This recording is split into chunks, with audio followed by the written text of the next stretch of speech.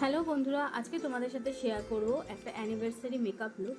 তো উনি চেয়েছিল, ওনার হেয়ার স্টাইলটাই মেন রিকোয়ারমেন্ট ছিল যে সামনে উঁচু করে পাফ হবে, উনি ওটাই করে সব সময়। তো ওটা আমি করে দিয়েছিলাম।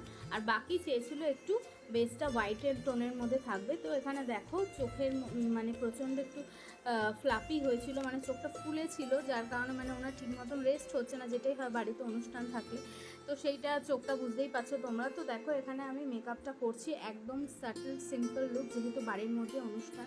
আর যেহেতু তোমার শাড়িটা ছিল হোয়াইট টোনের মধ্যে, তো আই মেকআপটা আমি একটু লাউডে রেখেছি এবং লিপসটাও লাউডের মধ্যে রেখেছিলাম। উনি ওটা চেয়েছিল। তো দেখো এখানে অল ওভার মেকআপটা কমপ্লিট কতটা সুন্দর লাগছে।